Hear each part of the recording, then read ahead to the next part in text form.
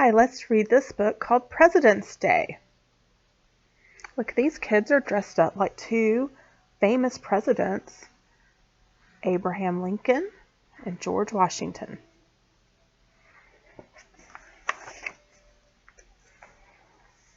What does this look like? It kind of looks like our flag, doesn't it?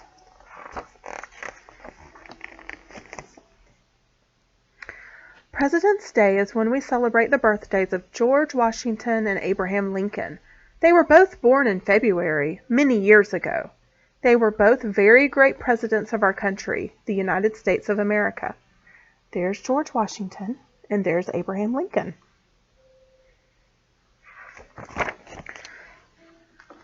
Grown-ups vote every 4 years to choose the President of the United States. Each person votes for the person he or she believes will make the best leader. They don't all agree, so whoever gets the most votes becomes president. We decided to put on a President's Day assembly program, telling the rest of our school some things we learned about our presidents. We worked really hard getting ready, painting and cutting, stirring and cooking flour paste, and tearing strips of newspaper for paper mache. I wonder what they're making. Oh, I see what they made. They made Mount Rushmore. It's a big mountain that's real, and it has 4 presidents' faces carved into it. Sam, Evan, Sarah, and Machiko were the mountain of paper mache we made. Hello, everybody. We are Mount Rushmore, they all said together. The faces of Presidents George Washington, Thomas Jefferson, Theodore Roosevelt, and Abraham Lincoln are carved 60 feet high on our hard granite cliff. Now each of these presidents will tell you about himself. I was George Washington. That's because my birthday is the same as his. I was born on February 22nd, 6 years ago. But George Washington was born more than 200 years ago. Good morning, I said in a deep voice. I led the American people when they fought to be free from the King of England. We won, so I was elected the first president of a brand new country called the United States of America. There's George Washington. And look, the flag looks different. The stars are in a circle, and there's not as many of them. Because back when George Washington was alive, we didn't have the states like we do now. Our country was much smaller. Abraham Lincoln was very, very tall, and Charlie is the tallest kid in our class.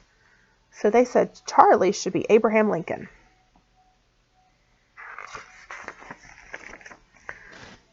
I am the 16th President of the United States, he said. I kept the United States together when it split in two. I said, a house divided against itself cannot stand. And I meant it. We fought a long war to keep our nation together.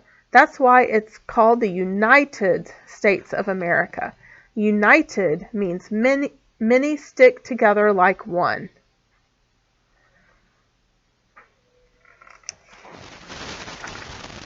Nicholas is a good writer who can always think of just the right word. When he came on stage wearing a red wig with a short pigtail in the back, he just sat at a desk writing with a pen made of a feather. Everyone waited patiently while he scowled and scratched his head, crumbling pieces of paper and tossing them into the wastebasket. I wonder who he is. Finally, he cried out, "At last, it's done!" He stood up, bowed to the audience, and said, "Good morning. My name is Thomas Jefferson, 3rd President of the United States. I wrote something called the Declaration of Independence that told why we wanted to be free from England. It's pretty good, if I do say so myself." He started to read what he wrote, but suddenly Jessica came galloping out on a hobby horse. "Good morning," she shouted. "My name is Theodore Roosevelt, but you can call me Teddy. I am the 26th President of the United States. When I was a kid, I was sick a lot and couldn't go out to play. But when I grew up, I was healthy and strong and loved the outdoors. I wanted a lot of this big, beautiful land to always be wild. That's why we set aside more land to be national parks where plants and animals could always be wild. Pablo and Eveline came on stage carrying the long mural we had painted of giant redwood trees, the Grand Canyon, Old Faithful spouting, and the animals of the Everglades. These are all national parks that President Roosevelt preserved. So they would always be parks for us to go and visit. The rest of us joined them. Mount Rushmore, George Washington, Abraham Lincoln, Thomas Jefferson, and Teddy Roosevelt on his horse. We bowed while everyone in the audience clapped for a long time. Back in the classroom, we had an election. Everyone wrote the name of someone who'd make a good leader on a piece of paper. I wrote Pablo's name because he's smart and never mean. We put each piece of paper in a box. Mrs. Madoff counted the votes. The person whose name appeared most often would win the election. Guess what? I won! Just like George Washington, Thomas Jefferson, Abraham Lincoln, Teddy Roosevelt, and today's President of the United States. Now I'm the president of Mrs. Madoff's class. When I grow up, I want to be the first woman president of the United States. Wouldn't that be great? After all, I have the same birthday as George Washington.